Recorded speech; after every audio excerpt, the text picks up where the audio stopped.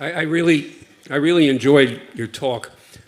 And as you were speaking, I remember the old adage that you can pet a tiger as much as you want, but it's never going to turn into a kitten. We seem to have around the world today, not just in Israel, but other places as well, a lot of tigers who are adverse to and averse to the Jewish people. Where does this go? You have this one relatively discrete situation now, but then you have Syria, and then you have Lebanon, Hezbollah in Lebanon, and you have other countries where anti-Semitism has reared its ugly head. Where does this go? How do we deal with all these tigers at once?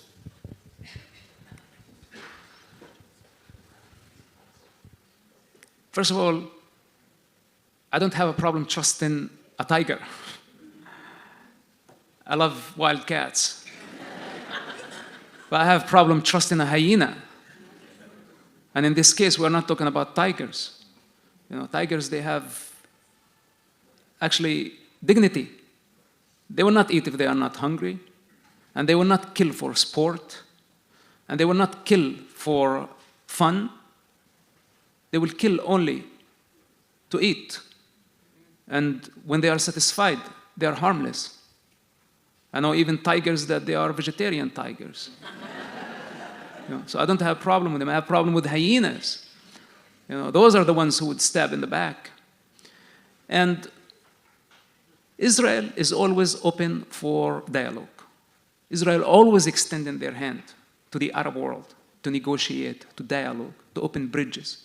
Israel sees in this actually a great advantage. But the Arab world live in hypocrisy and cowardice, that they are not truthful. And they consider Israel as an enemy instead of seeing Israel as a potential ally. Israel see in the Arab oil countries as a potential ally that could create a superpower working together.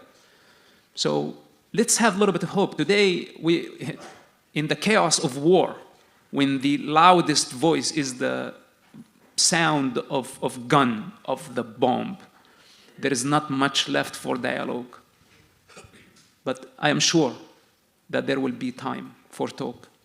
And Hamas, Hezbollah, Islamic Jihad, those are just minority groups.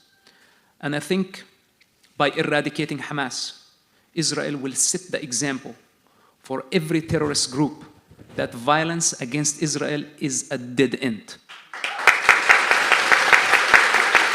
And as I know Israel, the Israel I know, there would be a gun, an olive branch. If you want to choose the dialogue, then be it, no problem. But if you choose violence, we will fight you and we will defeat you.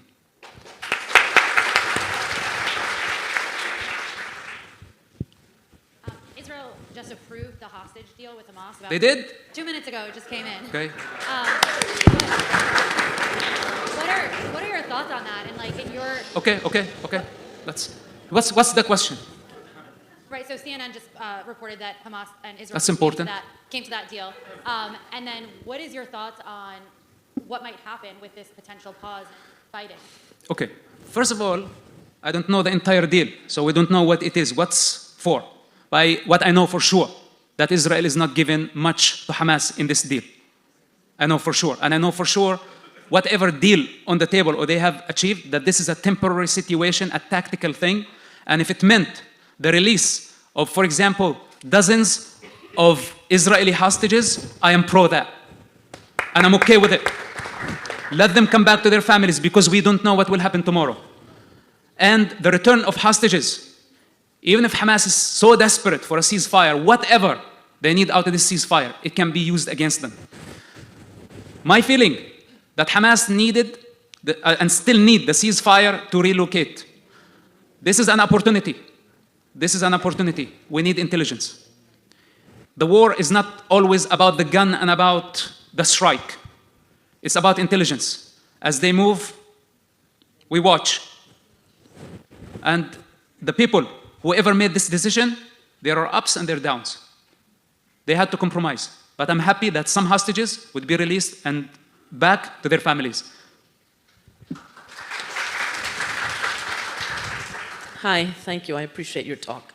You talk about the extinction of Hamas, but when little children are inculcated, and their version of our Sesame Street is to kill the Jew, and you see the young 5 and 10-year-olds say, what is your goal in life? Stab a Jew, kill the Jew, be a shaheed, be a martyr.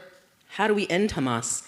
And then, because the children are taught this from the second they're born, and then how, on the same vein, how do you take the young college kids who all follow the leader with bad-mouthing Israel, saying that it's due to years of oppression, Hamas finally snapped. So how do we educate the younger generation so that they won't be pro-Palestinian? And how do you actually end Hamas? First of all, removing Hamas from power is something. Destroying Hamas completely as an ideology is something else. Because the rabbi and I talked about that Hamas practically is out of power. Hamas is under the ground. The moment they went under the ground, they were removed from power. Their institutions are destroyed, their police is destroyed, their mosques are destroyed. There is nothing left for them except a bunch of guns, and Israel is moving towards destroying the rest of their military capacity. But now the ideology and the trauma, because who buy the idea that Israel is the enemy? Is the children who have witnessed the trauma of war. Now, to heal the trauma of war, this is a long process. Maybe not this generation. We're talking about the next generation. But we will have to be patient, and we will have to do the correct methods, to adapt the correct methods. For example, when UNRWA pay substantial amount of money annually that goes to schools where Hamas teachers are the ones teaching the children. And I was myself in one of the UNRWA schools back in Ramallah. And I remember one of the teachers and what he was teaching us, which he was anti-peace process at that time, back in 1992 and 1993, when first they started talking about the peace process. So this teacher was paid by the UNRWA, and he was supposed to teach us math. But instead, he dedicated that class that day to teach us that the peace process is meant to destroy the Palestinian cause. And every now and then, he would give us this poison. So we have to make sure that, first of all, and in my opinion, a Palestinian state, a sovereign Palestinian state, which was a dream that cannot be manifested, not in this life, not in the world that we know. There is no room to fit one elephant through the eye of a needle. Most definitely, there is no room to fit 2 elephants in the eye of a needle. This is the reality of those who are asking for a Palestinian state. So they're asking for a Palestinian state because they know it's not possible. So this is the wrong and false idea that many people are hanging on. The return of refugees and their children, grandchildren, millions and tens of millions maybe in the future have to go to some ancestor land that did not even exist. So the falsehood need to be fought first. Then violence need to be countered. That's not an option. Once Hamas die and the violent movements have been eradicated, we need education that is based on truth, not on falsehood. Then those who are in charge have to make sure that the teachers, the books, educational system entirely is supervised before giving them any penny. And don't expect results 5 months from now. Maybe a miracle would happen in 5 years or 10 years, but at least we can start one step on the right path towards creating this shift of the Middle Eastern paradigm. Yeah. The campuses here in the United States.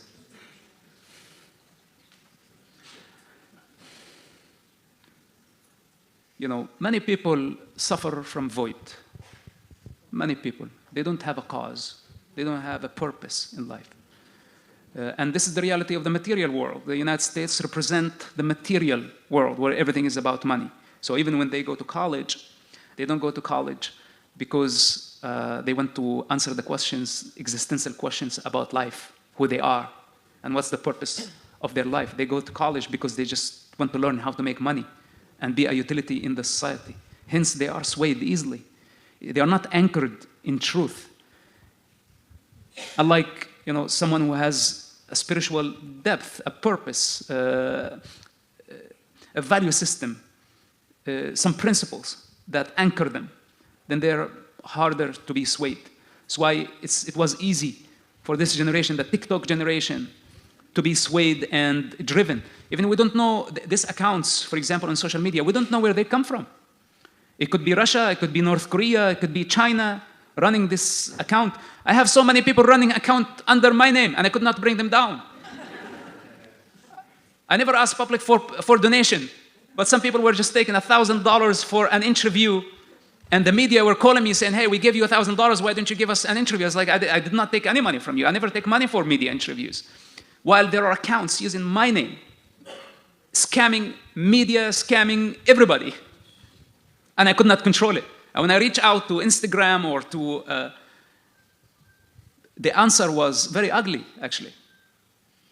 So how about much bigger scale when there is a government driving or pushing certain accounts to control the people who's the God? It's Google. Everything they want, they don't ask, they don't pray anymore. You just ask Google, and Google tell you go right, go left, and you just follow. So we're talking about this type of already programmed, perfectly fit to be misguided all the way to the slaughterhouse.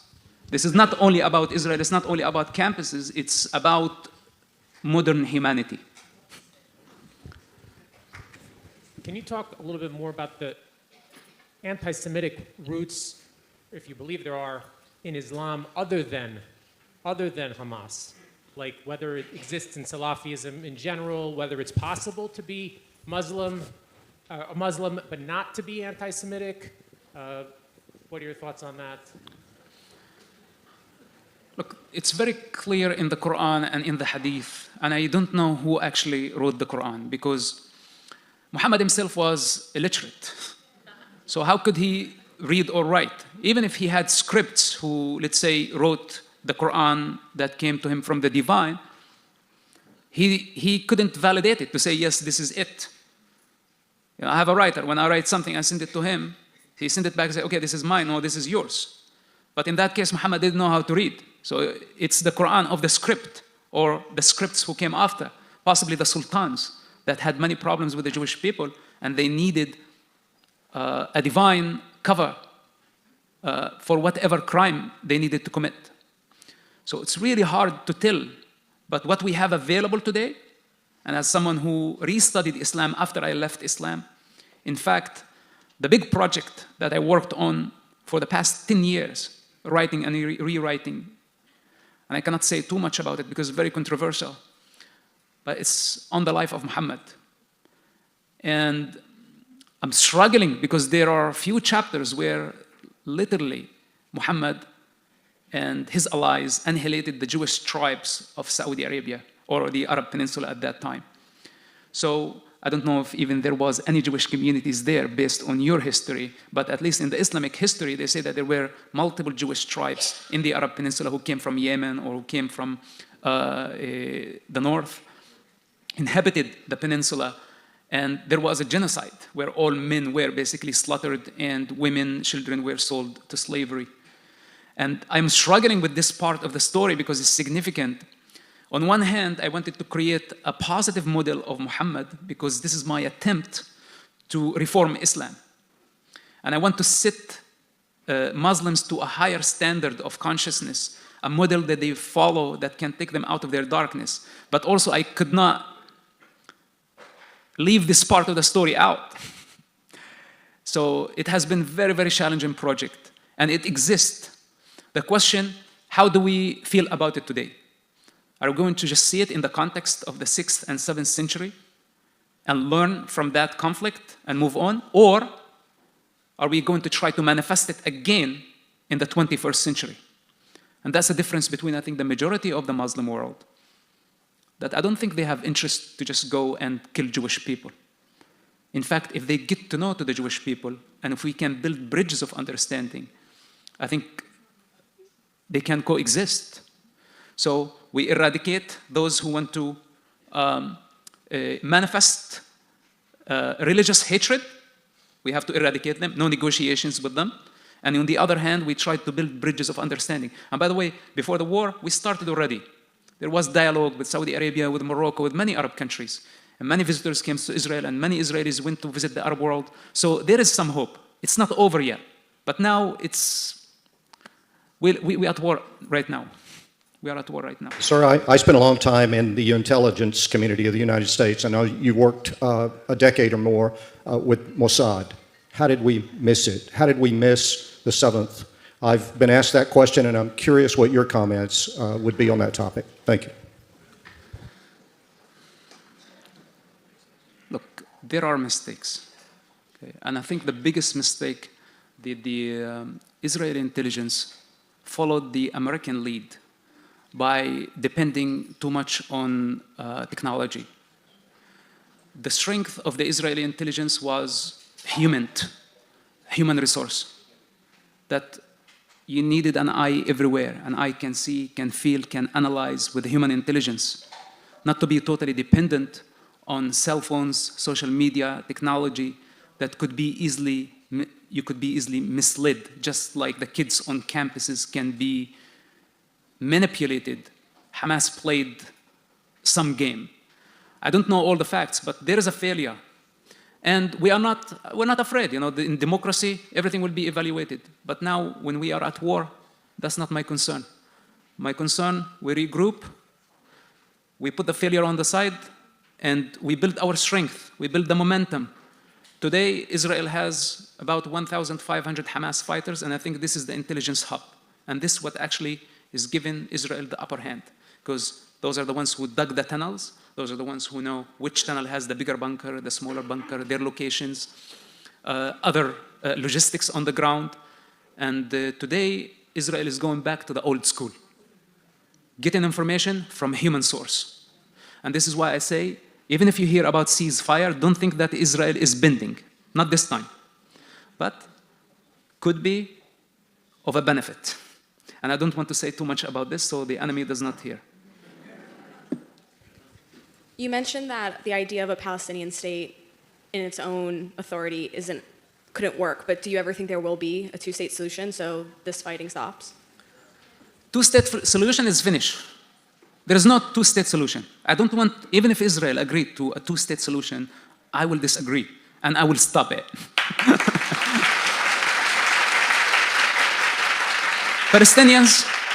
Palestinian children don't need a state. We don't need a state. In fact, could be the first model where we have law enforcement of a kind, a police that is accountable to whatever who's funding that force. We make sure they are not corrupt, and we make sure that they're separate from the rest of the institutions of the society. So, instead of giving billions of dollars, let's say, to a certain authority that is going to demonstrate corruption, what we do, we might have, at the beginning at least, to create a separate police force that will guarantee security and will guarantee the climate for economy to grow, where we can provide education, and we will make sure that, first of all, the neighboring country, Israel and other countries, be safe, that this police force will treat any radical group as criminal groups that would target any hate crime in that society. Whether if it's by the name of Allah or by the name of the devil, it doesn't matter. This is the job of a legitimate police force. They should not have big guns, in my opinion. I think they should have small guns, only to govern and to make sure that the traffic is okay, that a woman is safe, that a child is safe, that there are no rapists on the streets in case of dispute. Just very basic function police force. On the other hand, should be educational system. Instead of giving the money to UNRWA, donors from the Arab world, the rest of the world, should build a new system and invest directly into the educational system. Simultaneously, start economy. Instead of giving corrupt leaders the money where they steal it and people dwell in despair and poverty, We need to build industrial zones. We need to build economy and build bridges with the rest of the world so we can speed up the process of the economical growth. If we have good education, if we have good economy, a legitimate police force that is accountable to Israel, and yes to Israel, be accountable to Israel, why not learn from Israel? Then we are not talking about army, we are not talking about giving them borders, we are not talking about giving them power or territory. Your responsibility within your cities. You have demographical growth, it's no problem. Always land and growth can be negotiated. But as of now, their focus is within the Arab Palestinian communities. You take care of your people. 10 years from now, 15 years, 20 years from now, I don't know what will be the situation. But now, after Hamas attack and the irresponsibility of the Palestinian Authority, how can anybody trust this type of selfish, irresponsible con men? This is what they are. I don't see any leadership. So no two-state solution now on the table. I don't think that this idea needs to be dropped completely, and we need to invest in the right places and help the people instead of empowering the predator, the conmen, corrupt leaderships taking advantage of the people. This would be the direction I would suggest. So two-state solution, who cares? Who wants a Palestinian state anyway? Hello. Thank you for being here, and more importantly, thank you for your incredible courage. I haven't seen people with that fortitude. I mean, remarkable, remarkable. You've laid out a plan of what might happen when, please God, this war is over, and hopefully very, very soon. I think one of the major weaknesses of the Palestinian people is a total lack of leadership. And are there people such as you that can assume that leadership? Because it's wonderful to have a plan, but if you don't have the leadership to do it, it's never going to happen, and then you're back where you started. Let's hope that this war will end soon. All depends how much Israel will have to pay in Gaza. If the bill for eradicating Hamas is not as high, then there will be possibilities. The bigger the bill, and I think you understand what I mean, this is going to reduce the Palestinian aspiration not to the surface, but below the surface. Because there could be no Gaza. I don't even know what Hamas is having in possession. You know, they have the delivery, they have the missiles, and Iran has biological weapons. And I don't know what they are capable of doing, and what Israel, nobody knows what they have in surprise. So now it's too early to talk about what will happen after. Maybe there won't be Gaza. I hope. You know, people see 10,000 and they say, oh my God, 10,000 dead. And I say, oh my God, thank God, it's not 100,000. Because they don't know that this is one of the most populated areas in the world.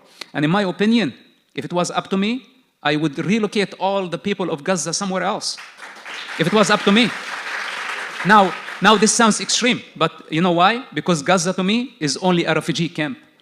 And I think it's a refugee camp that is more than 70-year-old, that should be demolished 70 years ago. But instead of demolishing, the refugee camp was built on the Arab countries' lies of right of return. First, they told the people, get out, so we go in, kill the Jews. Then, they told the people, stay where you're at, we are going to bring you back. And just the problem kept growing. This is why there is no infrastructure, there is no life, and such a bad reality in what's called Gaza. So I hope that things will not escalate. And if things stay at this level, like enough what we had to pay in blood for human stupidity, then I'd say rent land from Egypt. You know, with some pressure from the United States, we give Egypt so much money. Rent land, create a greater Gaza. Does not have to be condensed like this. Refugee camps is not healthy climate for anybody to grow in that situation. Build infrastructure, give education. And when you talk about leadership, we don't need politicians for such a process. We need autocrat. You know, and there are so many educated people there. And they can work directly with foreign countries, foreign programs. We have so many quality people who are well educated that they don't have to be politicians. They have to be just executors of a certain plan to deliver a project. We have them in every field. Okay, so this is just to be optimistic, because we also have to keep a little bit of hope. But to trust the politicians for eternity, empowering them, I don't think this is a good idea. Hi. Do you think that it's possible for this war to ever really be over without dealing with Iran, without Israel and or the United States dealing directly with Iran, who is sponsoring all this terrorism? Well, this is what I said earlier, that yes, everybody understands the necessity that we have to deal with Iran. But can we deal with them right now without starting a World War III? And if we are not prepared for such a scenario, then maybe waiting is wise. So I don't know what the decision maker really have all the picture, the pieces of the puzzle. I am not a decision maker. I'm just a thinker. Yeah. We'll take one last question for the evening. Hi, I'm a student at Florida Atlantic University, and I'm the founder and president of Students Supporting Israel at FAU.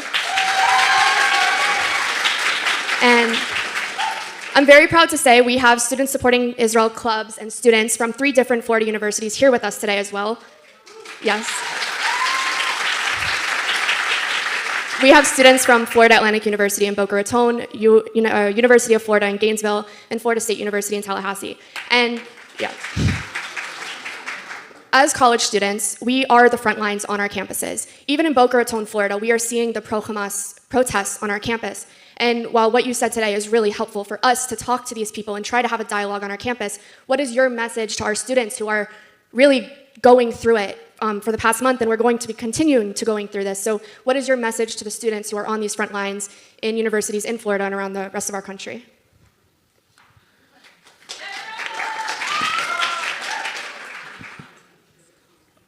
As I said earlier, we will counter their lies eventually. And remember that this is now the peak of hatred. When we are at war and there is lots of bloodshed and there is lots of misinformation, deception, this is where evil entities thrive and they become very, very aggressive. Everybody thinks that this is eternal situation.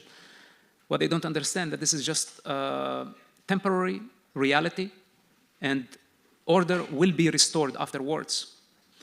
And we will gain our stability and our strength again. The enemy surprised all of us, and that's natural.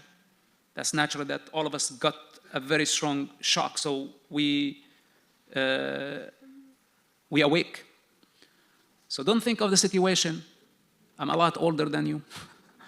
I may look a bit younger than my age, but like I'm getting there, I'm not that far. So practically, what I learned, that everything is temporary. There is no eternal situation. Now it's tough on campuses.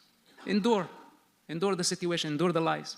But I promise you that things will unfold in favor of truth, not in favor of falsehood. This doesn't mean that there will be an absolute truth and absolute justice in this cruel reality.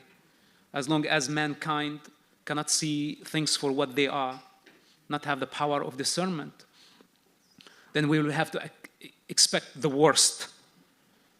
This is why it's very hard for me, after all the traumas of my life, things I shared with public, things I did not share with public. Anything could happen. But this doesn't mean that I don't enjoy my mornings and I don't enjoy the things that I do. Even if I have to go to the ocean's floor, way, way, way, way, way deep, where no human beings there, I still enjoy very much whatever I do. So yes, we have all this chaos, and I'm really tired just like you. I've been connecting day and night, non-stop.